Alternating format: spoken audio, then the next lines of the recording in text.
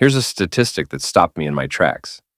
In just 1 year, Canada recorded over 2,300 drone safety incidents, with nearly half involving unauthorized flights near emergency aircraft. That's about 6 potentially catastrophic incidents every single day. With me here is Makafui Bokor, author of Bridge, a cybersecurity strategist, and a drone certified in Canadian airspace safety protocols. Today, we're diving into a topic that's part innovation, part risk, and part human responsibility: drone safety, and how understanding emergency response, especially involving the police, could make all the difference between flight and fallout. Those numbers are pretty alarming. Drones are showing up everywhere, surveying farmland, mapping construction sites, delivering blood samples in Rwanda, and filming weddings in downtown Toronto. And from what I understand, it's becoming a global issue. In West Africa, Ghana just grounded 150 illegal drones this year alone. You know what's fascinating about this whole situation? Drones have evolved so quickly from being simple toys to these powerful tools that can either save lives or create serious dangers. There's this a saying that really captures it: a bird that flies off the earth and lands on an anthill is still on the ground. That's actually quite profound. So, you're saying just because we can get these things in the air doesn't put us above the rules? Exactly right, and those rules are getting stricter for good reason. In Canada, flying a drone near a school or during a police operation could cost you $15,000. In other parts of the world, you might face arrest under anti-terror laws. But here's what really gets me: most recreational flyers don't even know these regulations exist. Well, that explains why we're seeing so many incidents. What kind of situations are we talking about? So get this, in British Columbia alone, the RCMP dealt with over 200 drone-related complaints in just 6 months. Everything from drones peeping into condo windows to, and this is terrifying, nearly colliding with medical helicopters.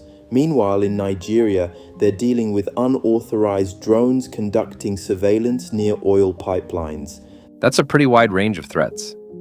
How are emergency services handling all this?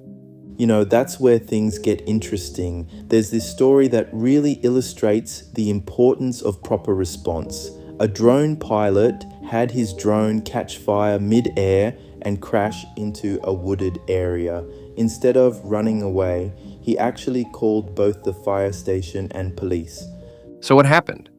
Well, it turns out that crash site was just 6 feet from a major gas pipeline. His quick thinking and willingness to work with authorities potentially prevented a massive disaster. But here's the thing: many operators, especially in certain regions, still avoid involving authorities when incidents occur. That mindset really needs to change, doesn't it? What should drone operators actually be doing? First and foremost, they need to register their drones. That's mandatory in most countries now. Then download the appropriate flight apps for their region to check no-fly zones. In Canada, that's the NAV drone app. In most African countries, it's the DJI Fly app. But most importantly, they need to create an emergency response plan before they ever take off. That's quite a bit to manage. How are people getting trained on all this? Well, that's actually one of the more encouraging developments. We're seeing more young people getting certified through programs like Canada's RPAS Basic and Advanced tests. More schools are incorporating drone safety into their STEM programs, and police departments are creating specialized drone response units focused on education rather than just enforcement. Looking ahead, do you see these regulations becoming more standardized globally? That's actually happening already, especially in commercial applications. But here's what's really interesting. We're seeing different regions adapt these standards to their local context. Like Rwanda's medical delivery program, they've created this amazing balance between innovation and safety that other countries are now studying. So, it's really about finding that sweet spot between enabling the technology and keeping people safe?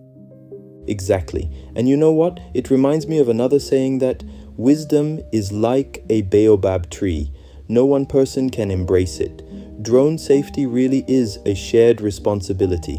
Whether you're in Toronto or Tamale, we all have a stake in keeping our skies safe. That's such a powerful way to look at it. What do you think the future holds for drone technology? Well, the potential is extraordinary.